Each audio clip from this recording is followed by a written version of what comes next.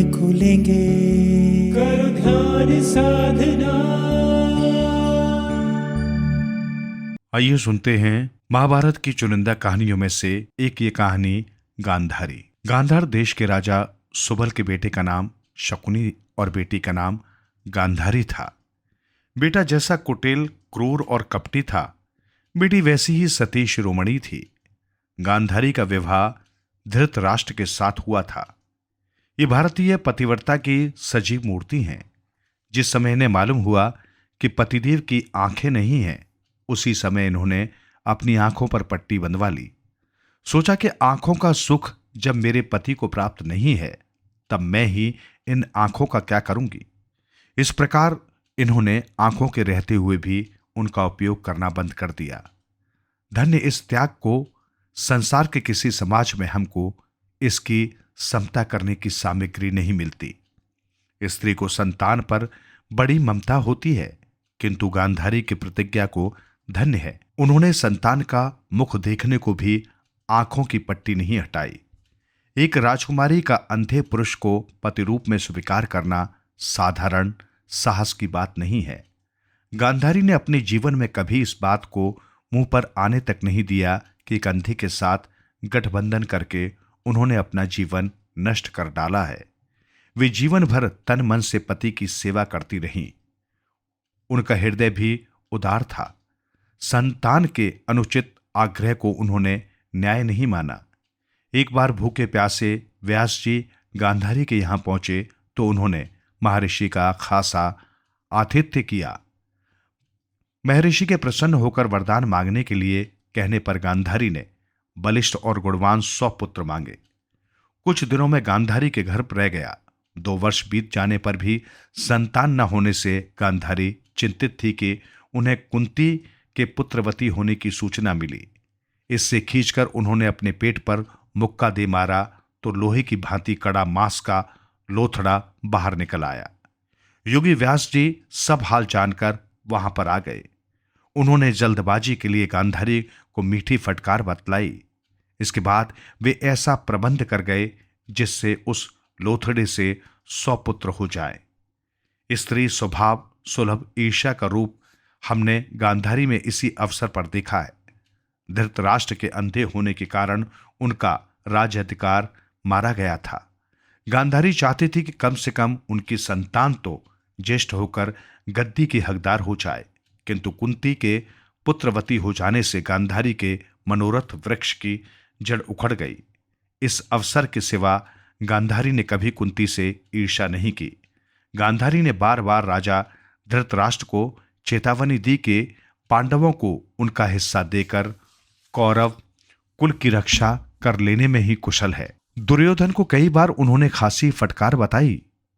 वो युद्ध भूमि में जाने को तैयार हुआ तो माता से विजय का आशीर्वाद मांगने आया। बड़ा ही नाजुक समय था और कोई स्त्री होती तो सोचती कि बड़ा लड़का युवराज संग्राम करने जा रहा है, क्या जाने लौटेगा कि नहीं। संतान की भलाई चाहना ही माता का कर्तव्य है। अतएव ये कुपूत हो या सुपूत, उसे आशीर्वाद देकर ही युद्ध भूमि में भेजो। परंतु वारी गांधारी माता, तूने ऐसे समय पर भी न्याय और धर्म का ही पक्ष लिया। साफ कह दिया, बेटा तेरा आशीर्वाद मांगना ठीक है, किंतु धर्म के बंधन में मेरे मुंह में ताला लगा दिया है। मैं आशीर्वाद देती हूं, अगर तूने मेरी बात मानी होती मैं तुझे जरूर आशीर्वाद देती अगर पांडवों ने तेरे साथ कुछ अनुचित बर्ताव किया होता, किंतु यहां तो बात ही उल्टी है। मैं तुझे विजय का आशीर्वाद देकर शिष्ट परंपरा को नहीं तोड़ सकती। गांधारी को खबरें मिलती थी कि आज रण क्षेत्र में उनका अमुक पुत्र मारा गया, आज अमुक घायल हुआ। वे कलेजे पर पत्थर रखकर सब सुनती और सहन करती थी। कैसे न करती, सत्य और धर्म की बेड़ियां जो उनके पैरों में पड़ी हुई थी। पुत्रों के मारे जाने से दुखी होकर यदि वे शाप दे डालती तो निसंदेह पांडवों का सत्यानाश हो जाता। किसी के करे धरे कुछ न होता, किंतु शाप देती किस तरह।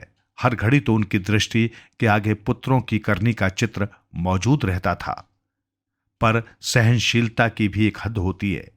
कुरुक्षेत्र का संग्राम समाप्त हो जाने पर जिस समय गांधारी ने व्यास जी के वरदान से प्राप्त दूरदृष्टि से कुरुक्षेत्र के विभत्स निधन का भयावना दृश्य प्रत्यक्ष देखा, उस समय उस सती के धैर्य का बांध टूट गया। उसने अधीर होकर कहा, श्री कृष्ण, क्या तुम इस गृह कलह को शांत नहीं कर सकते? क्या ये काम तुम्हारी शक्ति से बाहर का था? तुम तो अनंत शक्तिशाली हो। तुम चाहते तो बापुरे दुर्योधन की तुम्हारे आगे एक न चलती। तुम्हारे प्रभाव में आकर वो तुम्हारी प्रत्येक बात को मानता, किंतु तुमने उपेक्षा कर दी। इसी से ये सत्यानाश हुआ। गृह कलह होने से जो दुर्दशा कौरव पांडवों की हुई, वही तुम यादवों की भी होगी। देने को तो गंधारी ने ये शाप दे दिया, किंतु पीछे से वे पछतावा करने लगे। शाप देने से धर्म की तपस्या की हानि होती है। इतने दिनों में उन्होंने बड़ी कठिनाई से जिस धर्म धन का संचय किया था, उसका इस तरह अपव्यय हो जाने से वे बहुत दुखी हुई। किंतु विधाता के विधान को कौन उलट सकता है? जिस सती ने कभी सपने तक में किसी का बुरा नहीं चेता, उसका वचन क्यों कर खाली जाता? श्री कृष्ण ने इस अभिशाप को नतमस्तक हो स्वीकार किया। इस अवसर पर यदि गंधारी शांत बनी रहती, क्रोध को पी जाती, तो उनका मानव चरित्र अपूर्ण रह जाता। मानव स्वभाव सुलभ दुर्बलता ने ही उनको देवकोटि में जाने से बचा लिया है। इससे तनिक पहले उन्होंने भीमसेन से जवाब तलब किया है कि तूने अपने भाई दुशासन का रक्त क्यों पिया? दुर्योधन को अधर्म युद्ध में क्यों मारा? और क्या मेरा ऐसा एक भी बेटा ना था जिसका अपराध कम समझकर तू उसे जीता छोड़ देता?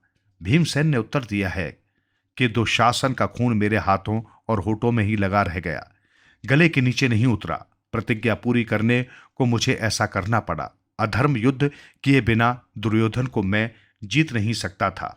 अस्तु यदि व्यास जी पहले से पहुंचकर गंधारी को समझा न देते, तो वे युधिष्ठिर को शाप दिए बिना ही रहती। आंखों पर बंधी हुई पट्टी से छन कर उनकी दृष्टि तनिक युधिष्ठिर के हाथों के नखों पर पड़ जाने से नाखून की रंगत काली पड़ गई थी। उस समय उनकी दृष्टि से कैसी ज्वाला बरस रही थी, ये इसी से समझा जा सकता है। व्यास जी के समझाने पर उन्होंने स्वीकार किया है कि दुर्योधन आदि की भांति मुझे पांडवों पर भी कृपा रखनी चाहिए। गांधारी के सभी लड़के मारे गए, बेटी दुशाला विधवा हो गई, राजपाट पांडवों के अधिकार में चला गया। फिर भी वे महलों में रहती हैं, अपने पति बूढ़े धृतराष्ट्र की सेवा शुश्रूषा करती हैं और अतिथि अभ्युगतों को दान दक्षिणा देती हैं। ये ठीक है कि महाराज युधिष्ठिर की कृपा से उनको किसी बात की कमी नहीं है। प्रत्येक व्यक्ति उनकी आज्ञा का पालन करने को तैयार रहता है। फिर भी गांधारी ये कैसे भूल जाए कि उनके 100 बेटे नहीं थे, राजपाट पर उनका एकाधिपत्य नहीं था। इसको वे सोचती थी, पर इसके लिए पांडवों को दोष नहीं देती थी, दोष देती थी अपने भाग्य को। भीमसेन की उद्दंडता से दुखी होकर एक बार धृतराष्ट्र और गंधारी ने भोजन करना बंद कर दिया। व्यास जी की सलाह से अब वे घर द्वार छोड़कर वनवास को जाएंगे। ये खबर पाकर युधिष्ठिर बहुत घबराए। दौड़े दौड़े चाचा चाची के पास पहुंचे, उनके पैरों पर गिरकर गिड़गिड़ाए। युधिष्ठिर को उन्होंने समझाया कि तुम्हारे व्यवहार से मुझे रत्ती भर भी असंतोष नहीं। तुमने ऐसा बर्ताव रखा है जिसमें हम लोगों को ये मालूम ही न होने पाए कि हम अनाथ हैं, हमारे बेटे मारे गए हैं और हमारा जीवन दूसरों की कृपा पर अवलंबित है। किंतु अब हमारा चौथापन है, इसलिए सबसे ममता छोड़कर भगवान का भजन करने में ही हमारा कल्याण है। तुम्हारे कहने से हम भोजन करना आरंभ कर देते हैं, किंतु अब हम बस्ती में रहेंगे नहीं। उन्होंने यही किया। उनके साथ साथ कुंती और विदुर भी गए। लोग दूर तक उन्हें पहुंचाने गए। जंगल में जाकर उन्होंने कठोर तप किया। वे कंद मूल फल खाते और साधना करते थे। ऐसा करते करते देवयोग से एक बार अग्निहोत्र की आग इस सूखे वन में लग गई। चारों ओर धाएं धाएं आग जलने लगी। उसी में जेठ जेठानी के साथ कुंती भी भस्म हो गई। गांधारी गांधार में उत्पन्न हुई, कुरुकुल में ब्याही जाकर 100 बेटों की माता हुई। उन्होंने सब तरह के सुख भोगे, दान पुण्य किए, किंतु कुपूतों की करनी से उनके अंतकाल के दिन इस तरह बीते। अधिक संतानें होने से मनुष्य को सुख भी अधिक मात्रा में मिलना चाहिए, किंतु कभी कभी इसका उल्टा देखा जाता है। राजा सगर के 8000 बेटे थे। जिस ओर इनका दल निकल जाता था। लोग देखकर घबरा जाते थे, किंतु राजा सगर को इनसे रत्ती भर भी आराम नहीं मिला। जिस प्रकार अनायास इतने अधिक पुत्रों की उत्पत्ति हुई, उसी प्रकार अकल्पित रूप से उन सब का प्रलय काल के जीवों की तरह संहार भी हो गया। राजा सगर हाथ मलते रह गए। संसार का इतना उपकार अवश्य हुआ कि उन्हीं सगर सूतों के उत्तरार्थ धरातल पर भागीरथ के प्रयत्न द्वारा भगवती गंगा का आगमन हुआ। यही हाल गंधारी के बेटों का हुआ। यदि वे धर्म पथ पर चलते तो अपने जनक जननी को सुख देने के साथ साथ संसार का भी हित साधन करते, किंतु जिस प्रकार एकाएक उनकी उत्पत्ति हुई थी, उसी प्रकार धड़ाधड़ उनका बंटाढार भी हो गया। बेचारी गंधारी के लिए ये एक सपना सा हो गया।